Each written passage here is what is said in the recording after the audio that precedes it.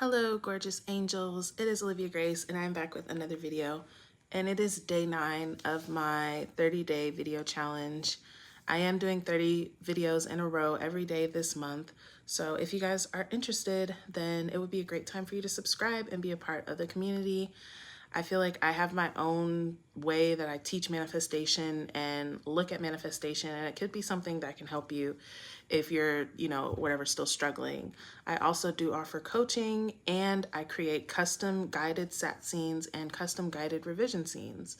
And all of that information is in the description.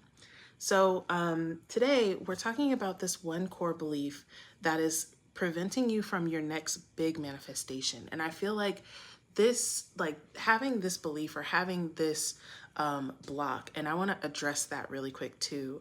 But having this belief is something that can be holding you back. It might not even be like, maybe you're a person who has, accomplished most of what you want, but now you're ready to kind of take it to the next level, and you haven't really been able to kind of break that ceiling or break into that next level of whatever you're trying to break into.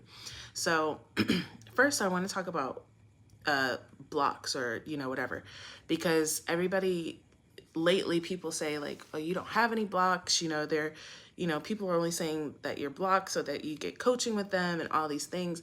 And here's the thing, I get the mentality of what they're saying, that as an infinite being expressed, truly you cannot be blocked, and I get that. But as an infinite being that is creating their reality based off of their beliefs, if you have a belief that something is impossible for you, or that something, is just not for you, or that you'll never be able to have something, if you have a belief like that, that is going to block you. If you have a belief that basically is in opposition to what you want, it is going to block you. Or when you get the manifestation, it won't be exactly what you want. Not that it won't be what you want, but it'll be more difficult for you to maintain that. And I'm going to get into why that is. And like I always say, I haven't said it recently, but take what resonates with you. If it doesn't resonate with you, then you can leave it. But I'm just saying, if we're knowing that we're creating with our beliefs and with our self-concept and with, our thoughts and things like that, if one of those things is out of alignment with who you believe that you are, well, then it is gonna kind of block you from what you're trying to do. Okay, so now the core thing, and this is something I touched on in a few videos ago, but this is a belief that I feel like majority of humans are still dealing with on some level, and it is a belief surrounding worthiness, enoughness, and deservability. Okay, so even it's like how you value yourself. Like, what do you believe that you are worth? Right? Like when it comes to making a certain amount of money, what do you believe that you intrinsically are worth? Right? Like when it comes to love, what do you believe that you deserve in a relationship or marriage or partnership or whatever? Like, and this is why, like, identity, your self-concept, these things are important, because it becomes, you're automatically going to attract certain things. Let's take, for instance, like someone getting robbed, right? Now, a lot of people will look at that and say, well, I'm not, this person wasn't sitting around thinking about getting robbed. Most people aren't sitting around thinking about getting robbed, right? And they may not be thinking of that specifically, but they may have an identity of someone who is unsafe, or someone who is a victim, or someone who bad things happen to. That's the identity that they have of themselves, right? So if they have that identity of themselves, well, then they're on the level, they're on basically susceptible to things that reinforce and validate that, right? Because our reality, our world is a mirror. It's reflecting who we believe we are, and it's going to validate our experience. Our circumstances is going to validate that for us, right? So if you have a belief of I'm unsafe, I'm a victim, bad things happen to me, then something like getting robbed, that probably could happen to you. You don't have to sit there and ruminate on getting robbed for that to happen to you, right? So I'm saying this to say, that, let's take someone again who wants to feel valuable, right?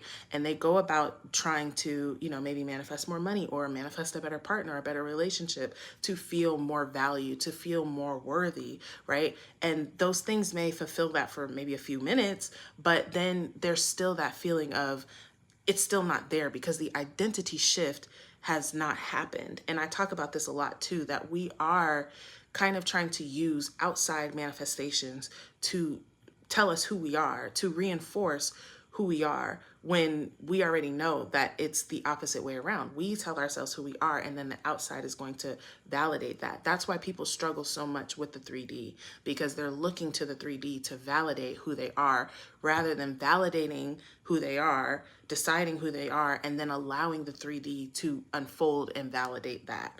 Okay? So having the belief, like, I want you to think to yourself right now, how, like, what is your value, right? Your value as a person. How much do you deserve? And I want to talk about, like, how I came to this was really with myself, because when I would try to, like, think about what I wanted to manifest, or, think about what I wanted to bring into my life, it was like I couldn't really reach very far. Like, I could only see myself, even though I knew all that I know, imagination creates, I'm not limited by anything. It was like all I could want or accept for myself was like a little bit better than what I had, And I also had this thing, like this block, I guess, where I felt that if something really good happened to me, something really bad would happen to me, right? And so it was, and all of this is surrounding around worthiness, right? It's this kind of like, things can't be too good for me, or things can't be that amazing for me. They can only be this amazing, or I can only see myself having this amount of money, or I can only see myself, living this type of, whatever. But your standard for yourself is based off of how you value yourself, how you see yourself. So even if let's say you're successful and you're making six figures, but now you're wanting to get to 1 million, right? But in your mind, you're still seeing your value as a six-figure person. You're still seeing that this is what I'm worth, or whatever it is that makes your money is worth, or really about yourself, what I'm worth. We can notice that, like, people that have money can seem to be like, I guess, like cocky or arrogant or whatever, but in truth, they are knowing their value. And I know for me, that was a big kind of resistance block for me, because I'm not a person that ever wants to be arrogant or look down on people or talk down on people. And I felt like, well, if I become rich, I'm going to become like that. But there's a difference between being very solid in yourself and very confident in yourself and being arrogant and condescending.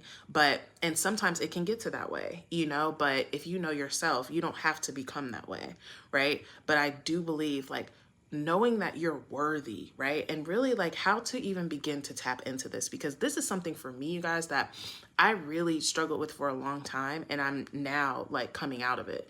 And really what it was for me, and I think this is something that is kind of missing in the law of assumption, and I won't say missing, but it can in the new, like, I won't say in the law of assumption community, but in the kind of YouTube law of assumption or Twitter or whatever. Like, when you actually read Neville or Joseph Murphy or Rev Ike, people that teach the law of assumption and actually teach it from the Bible, they talk about this, your connection with the all, your connection as the all. And that's something that I try to emphasize a lot too. When you're knowing yourself as that infinite, that divine, that is expressed, how can you not be worthy? How can anything be too good for you? How can anything be out of your reach, right? But it's really about being able to identify with that first. Once you identify with that, which is why, again, I harp on this in every video. Once you identify with that as the one behind the states, the one that is creating all, the one that is ever magnificent, ever wonderful, ever loving, when you identify with that version of yourself, you start to see yourself in a different way. And I think also identifying with that version of yourself allows you to be that healthy healthy confident, where it's held like Neville is a perfect example. Neville was very confident in himself, but Neville was not an arrogant, condescending person, right? So when you identify with that, because you're identifying it with love, which God is love, right? So when you're identifying with it from a loving place, from a compassionate place, from a knowing that this all that is in me is in everyone else, and that everyone else is one with me. It's not about being better than anybody or anything than that, but it's just recognizing honestly yourself as the Most High.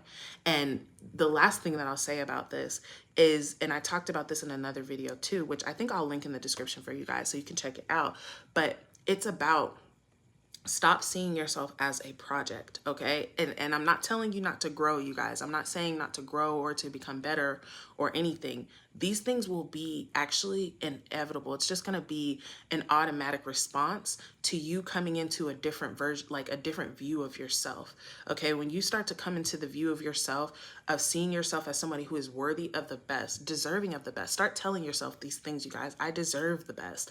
There's nothing too good for me. I deserve all the good. I am all the good. And really start to expand. Try to start seeing yourself with more. Think about what your grandest dream is and then make it bigger and start to identify yourself with someone who deserves that, who is living that, right? But stop seeing yourself as a project, okay? Stop seeing yourself as someone who's lacking, someone who's not good enough yet, but once I do, 10,000 affirmations, I will be, or once I, get this money, or get this job, this SP, or get this body type, whatever it is, then I'll be good enough, because or once I clear all my trauma out, or once I, heal all my inner child wounds, or all this stuff, you guys, because like I said, what you're giving attention to is expanding. So when you're giving attention to yourself being a problem, or being incomplete, or being unwhole, or being broken, needing to be fixed, not good enough, not right where you are, most people, honestly, you guys, die feeling like that. Nobody gets to the end of their life at, whatever age and say, you know what, I finally got it. I finally fixed everything wrong with me. No matter if they've been working from beginning to end, because this journey is infinite, right? So when you know that, number one, you're already perfect because you are the infinite express. So you are truly perfect. And what this, part of what this reality simulation is you uncovering that. It's realizing that. It's not becoming that. It's not becoming perfect, okay? It's realizing the perfection that is you and realizing it over and over and over again. So stop seeing yourself as a project or something needing to be fixed, something that's not good enough. And then I get these things and I'll be good enough. I'll feel good. No, decide that you're good enough now. Decide and start to value yourself, start to uplift yourself, start to praise yourself, start to appreciate yourself, start to really feel yourself, and really, really love yourself, because that's the way that God feels about you. Now, when you come from that aspect, and then you come from the aspect that, okay, I'm the divine expressed. I'm the divine in action, right?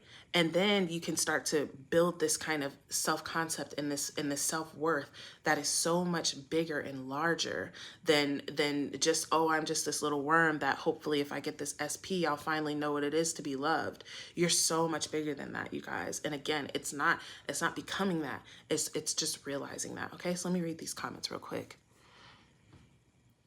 They create the experience of whatever you're thinking about. Rich versus poor, always saying you're broke is creating that experience. I felt like that spiritually, but now I understand the process and the whole reason for this current experience.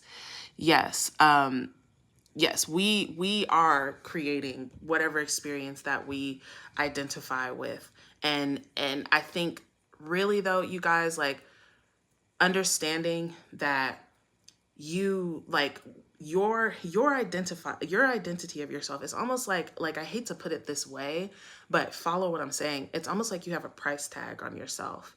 You have a price tag, and this price tag has your expectations of the world, your expectations of others, your expectations of what you should receive, what you deserve to receive, what's going to happen if you're to receive these things. It's this value of you. And you want, when you are ready to increase and really bring in that next level or the next big thing, right? Because like when you're making kind of a big hop from, one self-concept and one reality to a completely different reality, that it can feel like you're trapped in that, which I've been talking about a lot, which you guys can go back and also look at my other videos and see, but you're not trapped in it. But I do feel like when you spend 20, 30, 40, 50 years believing that you're not shit or believing really lowly about yourself, it can be difficult sometimes to go from that to like, oh yeah, I'm the shit, I'm perfect, I'm everything. You know what I mean? But again, this is why we have to be able to have a detachment from the avatar and understand that this is not who we are, but who we're being, and that because of who is being us, what is being us, we have the option to become whatever it is that we want. Okay. But that starts with, like I said, the identity of identifying with, not just knowing like, oh, there's, you know, God is out there doing his thing and whatever, but that it is in me, it is as me. And that gives me the opportunity to do and be and express whatever I choose. Okay. So I intend and know that this helps you guys. I love you guys so much, and I will see you guys tomorrow.